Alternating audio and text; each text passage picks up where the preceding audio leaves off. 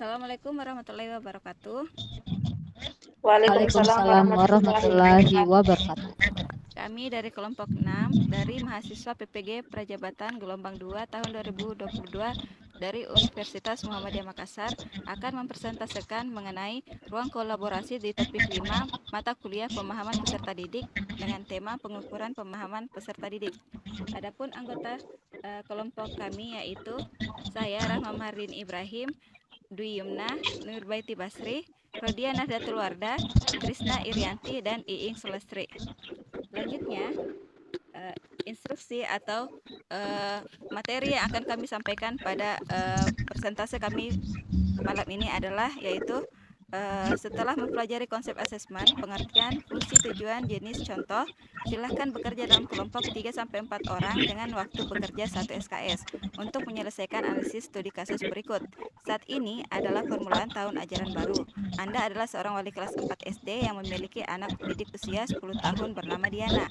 Wali kelas 3-nya mengeluhkan dinamika bersekolah Diana kepada Anda. Guru wali kelas tersebut mengatakan nilainya jauh tertinggal dari teman-teman lainnya di kelas. Diana juga kurang baik dalam mengerjakan pekerjaan rumahnya selama masa PJJ kemarin. Bahkan, pihak wali kelas mengatakan bahwa ia khawatir dengan tuntutan yang semakin tinggi di kelas 4 di pelajaran IPA, bahasa, dan IPS yang membutuhkan banyak bacaan. Diana seringkali tidak menyelesaikan tugas-tugas yang diberikan dan ulangannya menunjukkan nilai buruk. Namun demikian, ketika materi tugas dan ulangan tersebut diulangi secara lisan dan individual, Diana dapat menjawabnya berdasarkan tujuan pembelajaran yang ada.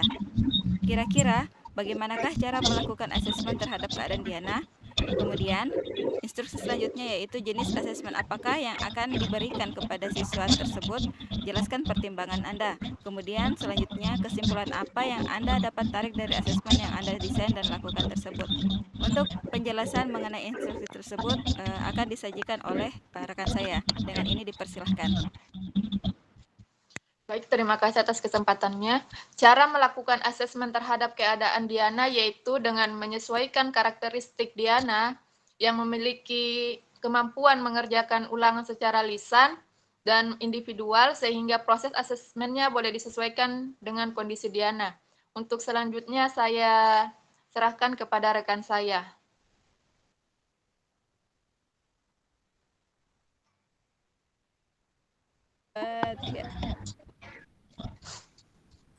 Selanjutnya, yaitu hal yang dapat dilakukan oleh guru. Yang pertama, melakukan asesmen diagnostik dan formatif untuk mengukur hasil belajar peserta didik.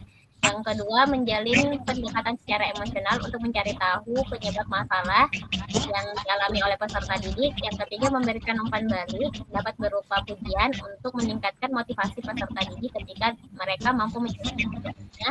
Yang terakhir yaitu mengumpulkan informasi untuk mempertimbangkan informasi tersebut yang ditemukan untuk membuat rencana tindak lanjut dalam proses pembelajaran selanjutnya. Selanjutnya akan dijelaskan oleh rekan saya.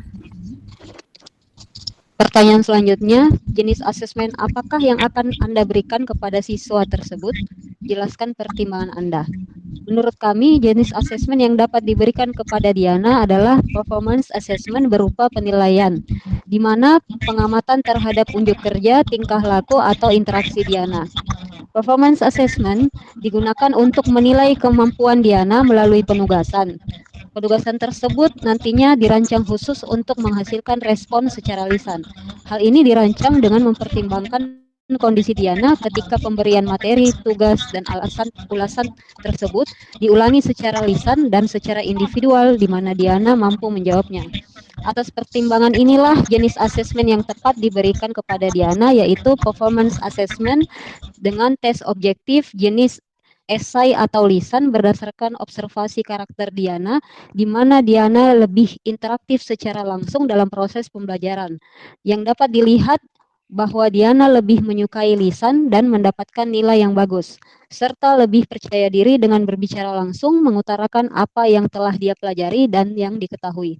Selanjutnya, saya serahkan kepada rekan saya. Baik, terima kasih atas kesempatan diberikan. Saya akan membahas mengenai strategi yang dapat dilakukan. Yang pertama itu ada 4 strategi yang dapat dilakukan. Yang pertama itu mengidentifikasi semua langkah penting atau aspek yang diperlukan yang akan mempengaruhi hasil akhir.